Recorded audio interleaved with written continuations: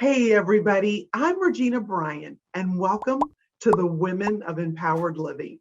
My guest today, she caught my attention because almost every time I was on Facebook, I saw that she was serving in some capacity. As a John Maxwell team member, she was always hosting Change Your World transformation tables.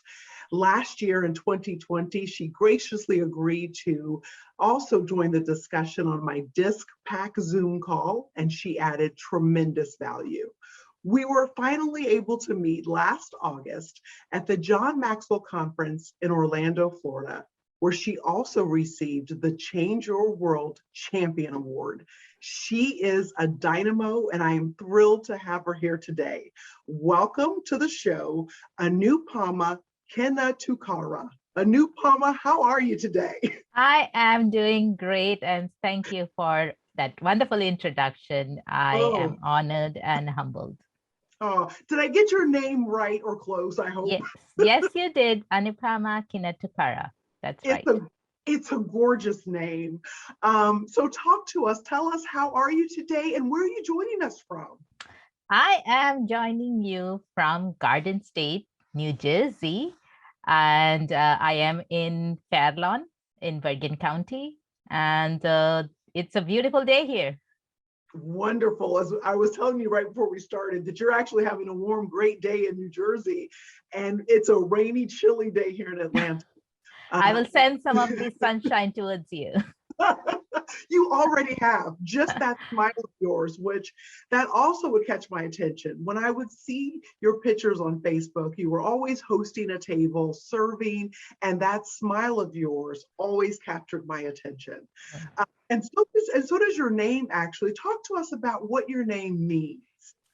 Anupama means unique. And that's why I love my full name. I insist on people using my full name because it Yes, is you do. unique and it's beautiful. And I'm so glad my parents chose that name for me. It really suits you. And I remember when we were preparing for the disc Zoom call, and you insisted I use your full name, which I loved because it's a beautiful name. I had a friend that went by Anu. So you're the second Anupama that I've known, and it's a gorgeous name. One of the beautiful things about me doing this show is I get to meet wonderful women like you from all over. So tell us, where did you grow up? I grew up in Mumbai, India. I was in a suburb in India, so it was not. I was not in the city. I'm not a city girl. I wouldn't say it's a village. It's more. It's a very small town, and I loved it. Even though it's small, as you know, in India, the population is a lot. So it's not that I. If I look around, I would always see a lot of people, and I grew up in a one-bedroom apartment, and then my parents bought a flat, which is also a one-bedroom kitchen and a living room. So it wasn't a big home, but it was a beautiful home. Oh, wow. I always love talking to people that come from other cultures and other parts of the world. India is definitely on my list, Anupama. It's a place I would love to visit. Do you recommend Mumbai? Yes, Mumbai is a place where if you want to see people, diverse people, that's a place where everybody comes to really discover themselves, to meet others, and to find opportunities, just like New York City. Wonderful. And when did you come to this country? Since you were born in India, at what point did you all move to America? I came here in 1997, and I came here on a job opportunity for a job opportunity, and I decided to settle down here. I did work in United Kingdom in Belfast, Northern Ireland before Yeah. I ventured out here. I was sent there on an assignment and I lived there for a year and a half. So I had kind of experience living out of the country, and I loved the freedom and I loved exploring. So I said, why not? And talk a little bit about your career path. What industry were you trained in, and where do you have your education in? I did my master's from IIT Mumbai, which is like the MIT here. I did my master's in mathematics and computer science. And I was able to find this job through the campus interview with Mahindra British Telecom in the IT company. And I loved working there. I was a developer on the mainframe, the old times COBOL DB2. Uh, and then I came here went to UK, work for British Telecom as a consultant. And once I came here, I realized that I could do more and be more. And I decided to be a team lead. And then I saw the need to have good project managers. And I said, well, if I see a need, I could definitely fill that need because I did have the expertise. And I worked as an IT project manager, a program manager for IBM for 10 years. I quit Wow. IBM and I worked as a consultant for MetLife. And then my work with the MetLife got over in a year and a half. And then I took on a 3 years job, consulting job with TIAA remotely. And that was a very different experience because I didn't have to get out of my house. I was right here on my chair, but I learned how to connect with people virtually. So that's why when the pandemic hit, it was like home to me because it was not that I was going to miss out on making those connections because I knew how to do that from my home. And you spent your career in IT. So talk to me about how you made the transition or the jump to joining the John Maxwell team. I'm always fascinated about what drives people like you and me to join the team. So how did you come to find the John Maxwell team? Frankly, I did not know John Maxwell existed till 2018. And that is strange because now that I know who he is and what he has been doing all these years, I feel like I was the one who was kind of lost or just ignorant. And when I was doing my IT job, I came to a point where I realized that I was meant for more. And I was restless where I was with, I don't want to keep doing what I'm doing. I can make those decisions at the executive level. And in the corporate world, you need to have a title and a position to be able to do that. At least that was my understanding. And I decided to get my next certification, which was program management certification, PGMP. And even not even 2,500 people had got that during that time. I was one among the 2,500 to choose that path, and I did get certified. But while I was studying for it, I looked for YouTube videos on leadership, and one of the videos popped up was John Maxwell, and the others I did watch other videos, but something about what he was sharing caught my attention because one quote that stood out to me is leadership is influence, nothing more, nothing less.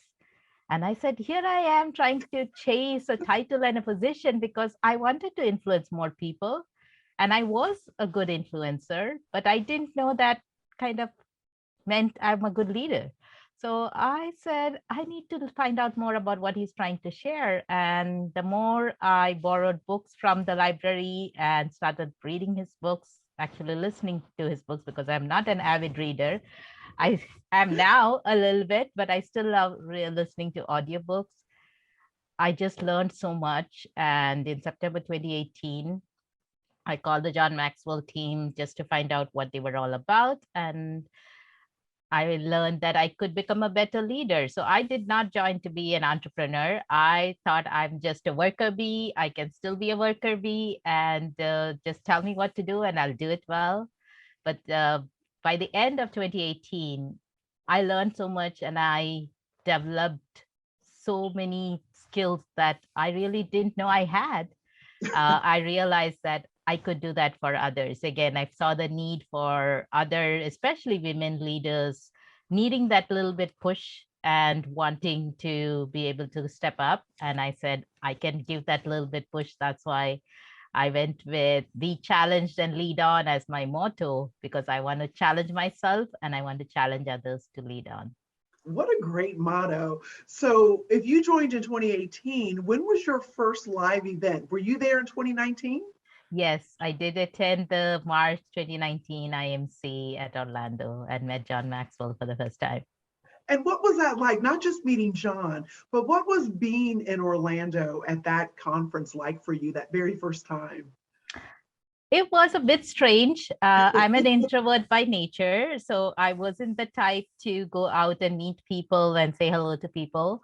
So I went the safe side. I took my older son with me, Joel, and I said, I don't want to be alone. So maybe if my son is with me, I won't feel alone. And during lunch and dinner time, he was always there next to me. Uh, I wouldn't say I made a lot of connections during this time. Again, people, if they came speaking to me, I spoke to them. I connected with folks on my table.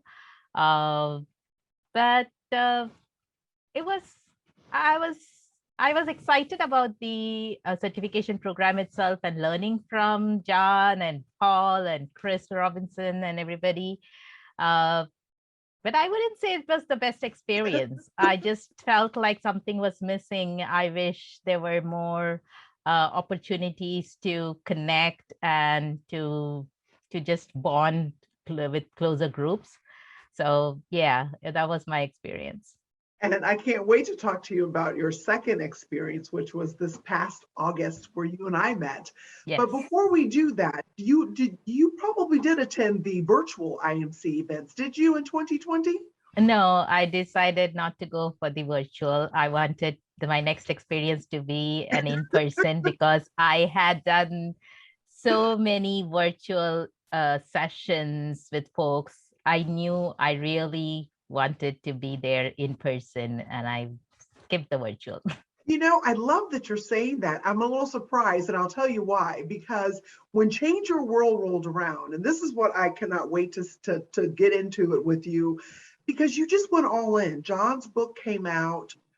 We were challenged as John Maxwell team members to facilitate and lead these transformation tables. And you went all in. What really made you dive in the way you did with Change Your World?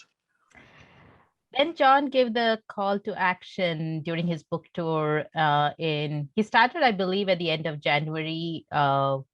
I took that as a calling for me in February, and I realized that, well, he's been telling us that this is what his calling is, and this is what he wants us to really do, and we are part of his team, and this is his legacy. I said, I guess I should take at least one step forward. So that's all I wanted to do. I just wanted to take that one step forward and at some point tell him, okay, I did it. You told me to do it. I did one table. I'm good. So I actually volunteered for a public table because I did not want to look like a fool in front of people I knew. So I said, at least it'll be people I don't know. Uh, but I have done more private tables than public tables because I have seen the impact that it is having. The 6 weeks journey that we take and the values-based lessons that we learn during this time, it has transformed people's lives. And now I'm always on the lookout for who else can I invite to my table? How can I start a new table and take them on the 6 weeks journey? How many tables, first of all, how many tables have you hosted total at this point? I've hosted 18 tables.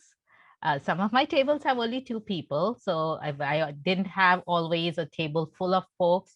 I had about, I think, 8 people on one of my table, or a couple of my tables, but majority is 2, 4, 6, or 8. Now, how did you grow personally from this experience? Because you hosted that first table and it was a public table. Then you hosted another and another and another. And now you're 18 tables in Yes, at this point. I'm sure you're not done yet. I'm not How done yet. how did you change and grow over the course of all these tables? I thought it would be like a repetition if I was doing the lessons all over again.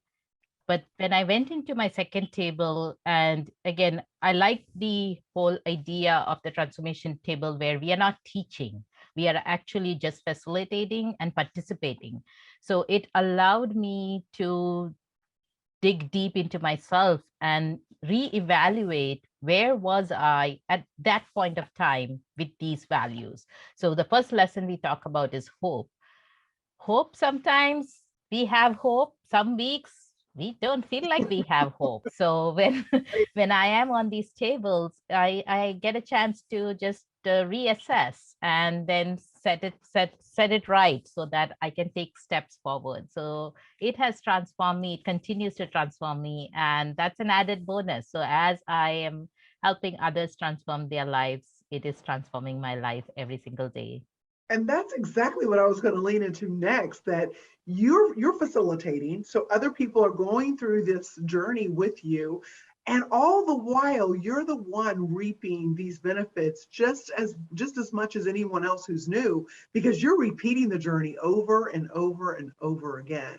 Yes. Out of these values, did you have a favorite one for yourself, or what stood out for you as you were repeating, leaning in and learning about where you were in these values? What I love about these tables, it not only allows me to facilitate the lessons, I actually give an opportunity for my participants to facilitate a few of the lessons. That empowers and Ah, encourages them to start their own table because they got to practice with me. how So wonderful. the lesson I used to lean on more was hope. But as I've been doing these tables, the lesson that I love now is multiplication, because that's exactly what I've been doing now. I have to say, I have impacted about 60 to 80 lives, individuals on these tables, and at least 50% of them have started their own tables. Not all of them, everybody have their own priorities and the timing is not right, but every one of them has promised to start one when they get a chance to do that. So I'm honored and thrilled to be part of their journey. You are the true example, really, of this multiplication value lived out. Because I just completed a table with other members, other faculty members, Mhm. and it was my first time doing it. And let me tell you, I was blown away by the conversation. So I see how and why you got addicted to doing it, because you're blown away by the insights and the Yes. conversation. What are some stories of transformation, maybe, or you've had so many people at your tables. What sticks out to you that they've talked about? What insights have you gleaned from others? So I had facilitated a table with my sister and her daughter. I facilitated a table with my own two teenage kids and their Oh my friends. gosh. I facilitated tables where I had people joining me from New Zealand, Australia, all over the place. One of the guy was from Bangladesh, and it was amazing to see as we were going through this journey. He was already someone who was doing a lot of community service, but this time around, he went back to his village and he saw the need to build toilets in his village and for his home, for his family. And he said these tables, as because he took not only the journey for the 6 weeks for the values table, he also took additional 6 weeks of action table journey. And it prompted him to actually help build a toilet, a restroom for his village. And he said it has been amazing to, and he has been facilitating table himself too. So I find that that was very impactful. Again, it's not necessarily just for people who are not doing anything. Even folks who are doing something and making a difference, they always find great value in being more intentional. And that's what John teaches us, that you have to be intentional, not just look for opportunities, create opportunities. Oh, I love that. And that's exactly what you have used Change Your World to do. So, how does that make you feel when it's those early morning hours, or you're laying your head down on a pillow at night? How do you feel knowing that you started something that's multiplying and that's multiplying and that's continuing? How does that make you feel? Frankly, I feel that I've just got started. I still have a I long love it. way to go. I feel I'm a work in progress. I still have a lot to work on myself, as well as I feel I need I have that spark and I need to light it up further so that people see that spark. So I'm always, anytime I see anyone, the first thing that I talk about is, would you like to come and be part of a change your world transformation table? I even have the pamphlet in my purse, so I can pull that out if they ask what it is about. So I feel like I just got started and I have found a tool. What I really love is this is not something exclusively for the John Maxwell team members. It's something we can really give away to anyone, anywhere, and they can use it and they can do it. It's so simple. It's just a quick 5 steps that we need to learn how to do. And there's a 30-minute video on our Change Your World website where they show us how to do it. You certainly are a spark. You have lit a spark. I noticed that about you right away, even virtually. And then we had the amazing opportunity to meet in person. I get chills thinking about it because I mean, I saw your face in that room coming into August event, and I was just super excited to meet you. How did it feel coming into this event? We had been virtual, and you had not participated in those virtual events. You were saving it up for live, and yet you've done so many transformation tables. How did you feel walking into the IMC in Orlando in August? So during this time, I had decided that I am genuinely, intentionally going to make new connections. I wanted to reach out to those who would probably be feeling like I was when I first came there. I wanted to seek out people who were new members, or even they might not be new members. They might be folks who had been there before, but is an introvert like me. So I knew what to look for. So if I saw somebody sitting on the couch there with their phone, earlier I would have ignored them thinking they are busy. But I knew I was the same person sitting there on my phone because I didn't want to look like I was, I didn't have anyone to talk to. So I just started stopping by, and I actually roomed with 2 people who were new John Maxwell team members.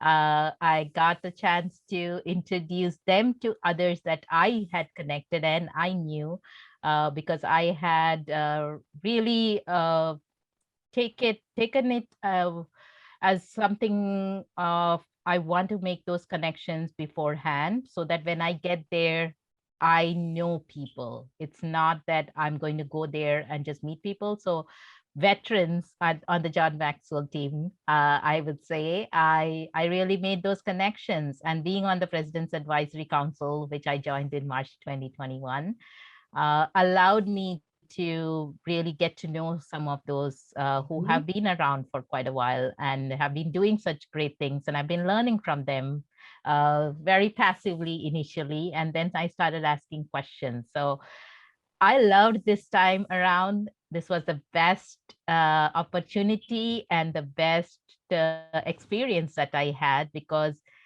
I was able to make a difference in my life, but at the same time, I was able to make a difference in many lives. And they are still connected to me, who I reached out to. I actually had transformation table with some of them.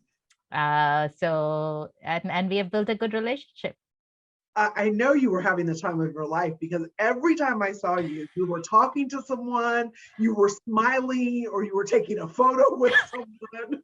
So this was a drastic difference for you from your first IMC in 2019 to being live again in the room in August of 2021. And you really did make a difference, and you could tell.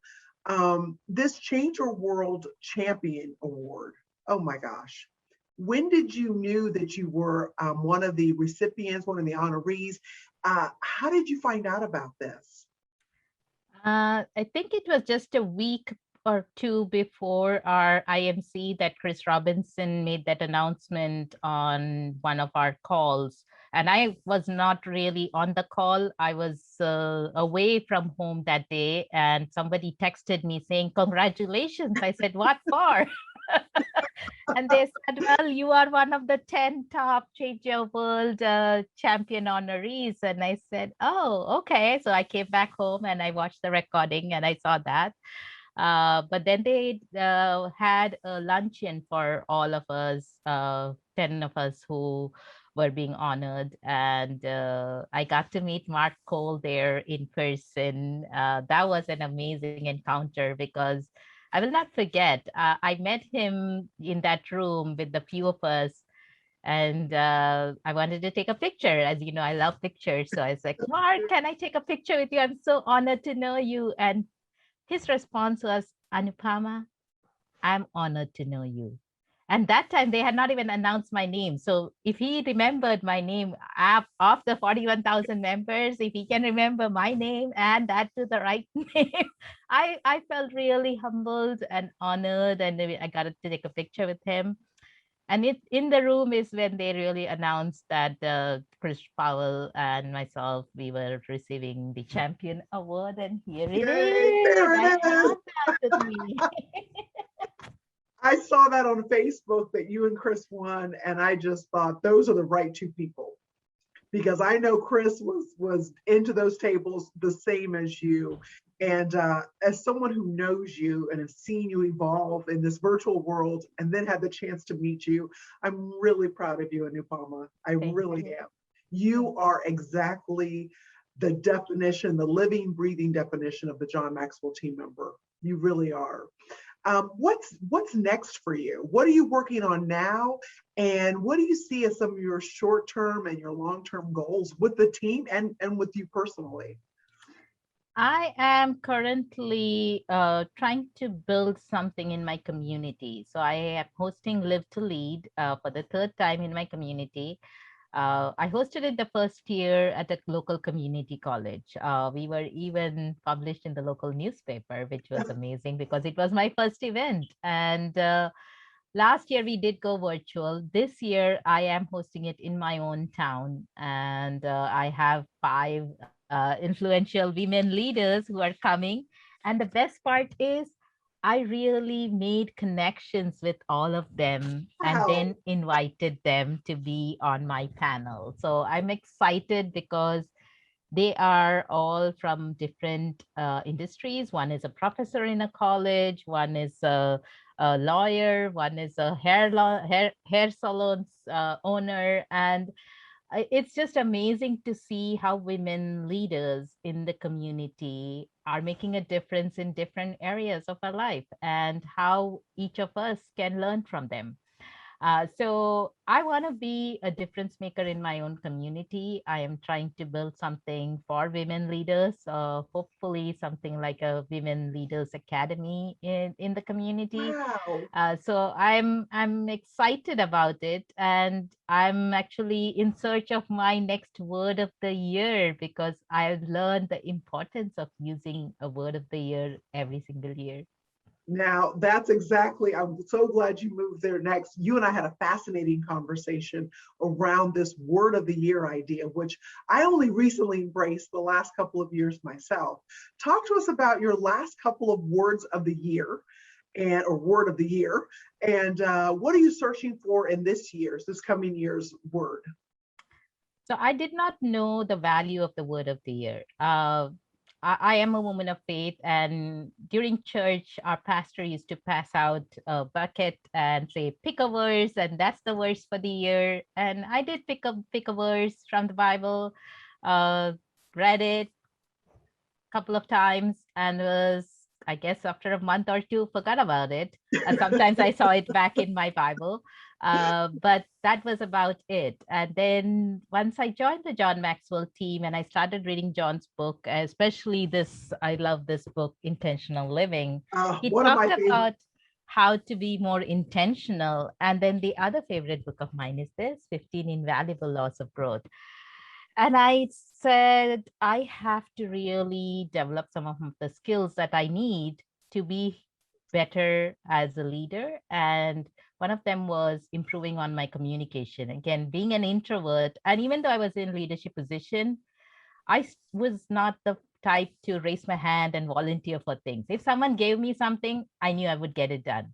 That was me. You challenged me and I could do it. And I said, "Oh, I guess I should pick challenge as the word because I know that that works for me and I needed to get out of my house and network." So I And what year was challenge? What year was that your word? 2019. So Okay. 2019 is when I started picking the word of the year, and it was be challenged and lead on was the motto that I picked later for my company. So challenged allowed me to remind myself to be challenged to get out of my house, to network, to make new connections. So I literally every week, I wouldn't say every day, every week I made sure I attended one networking event. I handed off my business card to anyone and everyone who would take it. I know Paul Martinelli didn't like that. He said, "No giving away business cards." But I said, "I can't speak, so I can at least." I say, "My name is Anupama." They would say, "What?" I said, "Oh, here is my business card." So it was easy for me to hand over the business card because they couldn't say my name. So when they saw it, they was like, "Oh, this is your name." I said, "Yes." So here's my business card.